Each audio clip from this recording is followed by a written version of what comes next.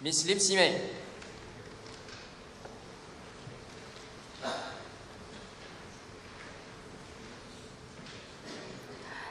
Thank you, Mr. Speaker, sir. I would like to ask the Leader of the Opposition if it is feasible for the policy of reducing cost of day-to-day goods for the poor to be implemented, and if it is implemented, should the rich be taxed more? If not, how is the reduction in government taxes earned, which would in turn affect available spending in other areas, to be justified? Thank you. Leader of the Opposition. Okay, there are two ways that the cost of day-to-day goods can be reduced. Firstly, we reduce the cost of goods by providing subsidies. However, since Singapore imports most goods, this is not feasible. Secondly, we can control the exchange rate such that the eventual price of the good, when it finally reaches supermarket shelves, is affordable. This policy has already been adopted by the MAS. We also can exempt GST for necessities. This is feasible as the shortfall will be made up by increasing GSTs on luxury goods. And this is our proposal for today. So are the rich taxed more? There's no direct increase in the income tax paid by the rich, so they are not taxed more in that sense. It is their choice whether they want to continue with their current consumption of luxury goods. I thank the Honourable Member for a question. Thank you, Leader of the Opposition. Mr. Marcus Kong. Okay, thank you, Mr. Speaker. I will ask on behalf of Honourable Member Mr. Marcus Kong.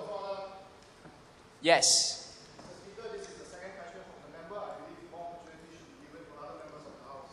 Understood. There has been, Mr. Marcos, I will let you, since you're already on the table. Please keep your question short. Thank you.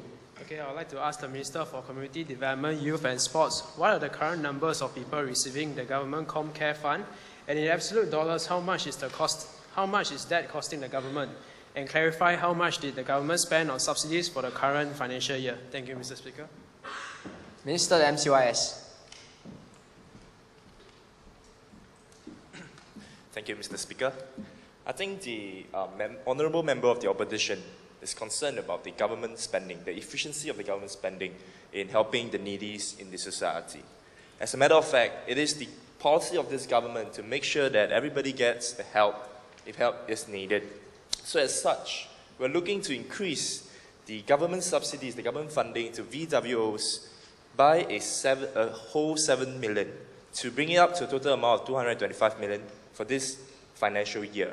For the last financial year, as it has not ended as yet, it is an ongoing process for us to know the absolute amount that has been spent, because we have budgeted for that, and as you should have known, in the last few sessions of Parliament, this amount has been made known.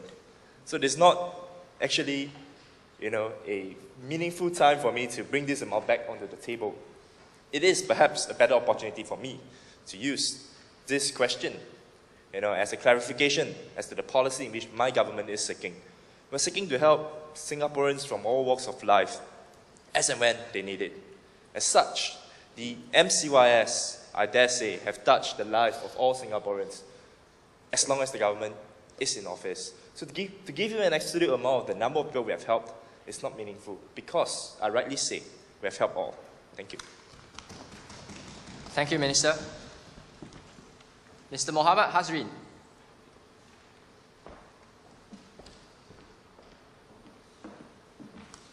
Thank you, Mr. Speaker, sir. I would like to ask the Minister for Community Development, Youth and Sports, if the government is really serious about improving sports, how does he propose that a mere $1 million meant for London 2012 would help Singapore's future in sports in such a short time frame, in comparison to the $50 million allocated for the government's initiative in SOAR, considering that sports excellence is a culture which requires a long-term commitment and investment from now. Should the government look at the strategic spending for 2012 Olympics before even looking at the 2015 SEA Games? Thank you, Mr. Speaker, sir.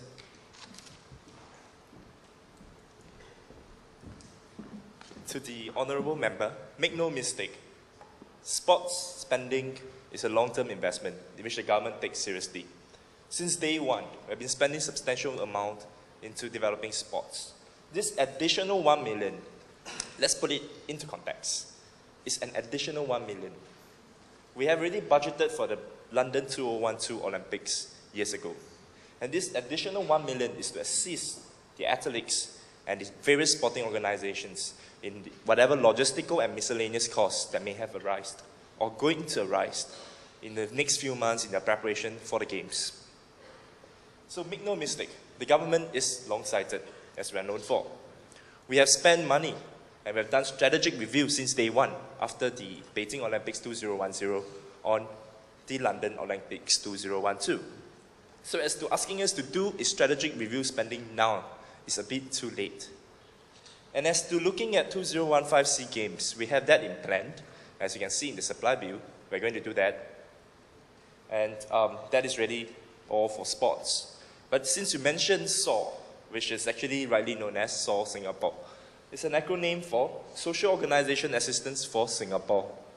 This plan will be discussed in details later on in my ministerial statement. But for now, in GIS, this 50 million is to help social organizations, social enterprises, self-help groups, and various charitable organizations improve their organizational efficiency so that they can better service the needy in Singapore. I thank the member for his question. Thank you. Thank you, Minister. Ms. Liang Junyu. Thank you, Mr. Speaker. I would like to ask the Minister for the Environment and Water Resources whether the Ministry will consider the extension of subsidized hawker stall leases after 2014. Thank you. Minister for the Environment.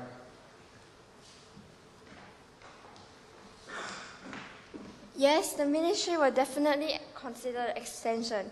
At the moment, there is no reason for the Ministry to end the lease after 2014. Thank you. Thank you, Minister. Mr. Joy Bishui.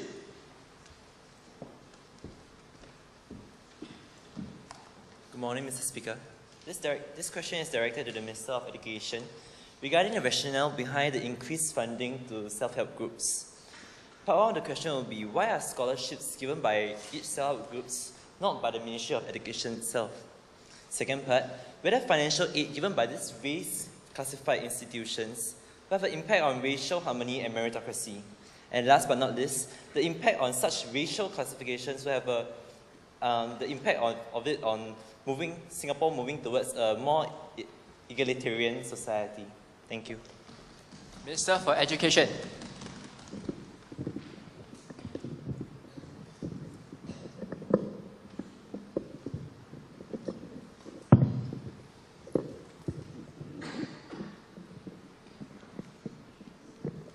Thank you, Shadow Minister of Education, for your question.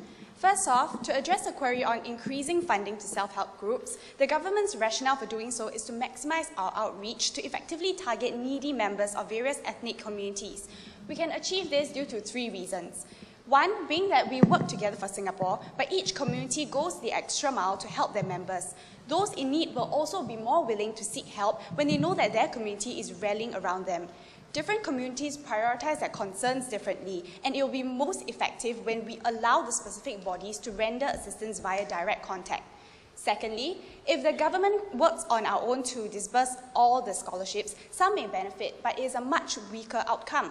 May I ask how the Shadow Minister will propose the allocation of scholarships? If we were to base it on merit, then certain racial groups may be marginalized due to the racial proportions of our society. However, if he proposed to actually use based on merit, then that would exactly be the same as what the current system entails. Lastly, the current workings of the self-help groups have proved to be both feasible and effective. Of course, more fine-tuning can be done. The government will liaise with these groups to reduce red tape.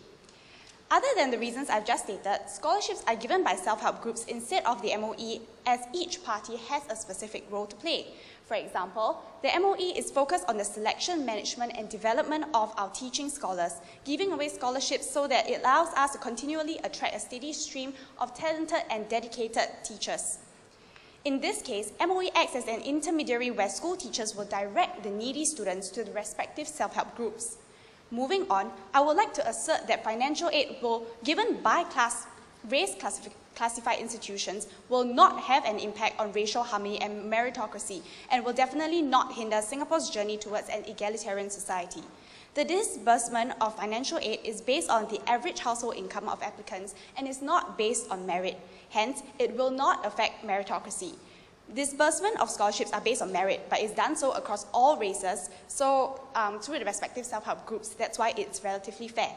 The fact that financial aid is being disbursed is advocating egalitarianism, regardless of the avenues being utilized. So we believe that we should tap on the knowledge as well as the expertise, because the self-help groups will feedback on the performance of each of the community, and in turn the government can take the necessary adjustment on the national level. Thank you. Ms. Chua Jing.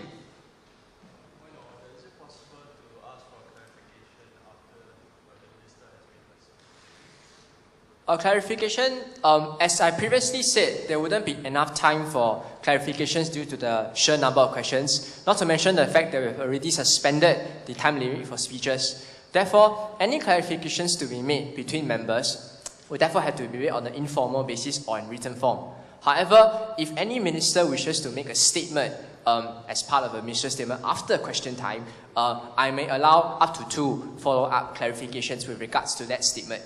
Would that be okay with you? Thank you. Ms. Chua Jing. Thank you, Mr. Speaker. I'd like to ask the Minister of Education whether it is truly beneficial to set up more schools, more special education schools, specially catered to special needs children, and whether it will be beneficial for them in the long run. Because currently, as of now, there are 20 special education schools catered to these special needs children by voluntary welfare organizations, VWOs. And the main reason why these VWOs set up these schools is because they have the necessary expertise and they are best capable enough in order to cater for these special needs children. Hence, we would like to ask the government whether it is necessary to divert resources away from mainstream schools, which are seeing a higher number of children with special needs being enrolled in these schools, rather than to set up more schools, even though they are already currently run by VWOs. And furthermore, the government is actually working on the premise that all these many parents who have children with disabilities who want to send their children to special needs schools in the first place, because many parents who have children with mild disabilities would rather send their kids to mainstream schools in order to maximize their learning potential. And hence, we would like to ask the Minister of Education to clarify this question. Minister for Education. Thank you for the question, Shadow Minister of Law. With a steady increase in the number of children with disabilities, there will be an accompanying need to increase the absolute number of schools to accommodate this increment. Only with an adequate amount of facilities in place can we confidently pursue the current schemes such as the Early Intervention Program and the Child Development Unit to raise awareness and ensure children with special needs are pursuing the right educational path. This is because such schemes entail a very long time frame of approximately 18 years. While there are facilities and services in place, the increasing number of children with learning disabilities add on to the current stock of students who still require these special aids. Pertaining to the government's decision to invest more funds into the SPED schools, even when parents might not be keen on sending their children to these special schools, I would like to state that the government does not have any right to deny these disabled children of their rights to pursue an education pathway that is catered specially to maximize their learning potential. This is the promise of an egalitarian society. In other words, to not expand the special education sectors because of the uninformed beliefs held by parents can be seen as depriving these students from their rights and opportunities to learn in the best way. Instead, more should be done to correct these deeply entrenched stereotypes. The MOE can engage the relevant people, educators, to counsel the parents who are resistant to the idea and explain to them the rationale and benefits for sending their children to special schools. Mr. Speaker, sir, sustaining and building new schools involve extensive planning and capital, which require injections in the large forms of capital such as expertise and funding, something that VWOs may not be able to handle in the long run. Furthermore, a large part of VWOs funding comes from donations, which are inconsistent and may even plunge during times of economic downturn. We cannot afford such predictability in the building of schools, resulting in the need for the government to participate in the funding as well.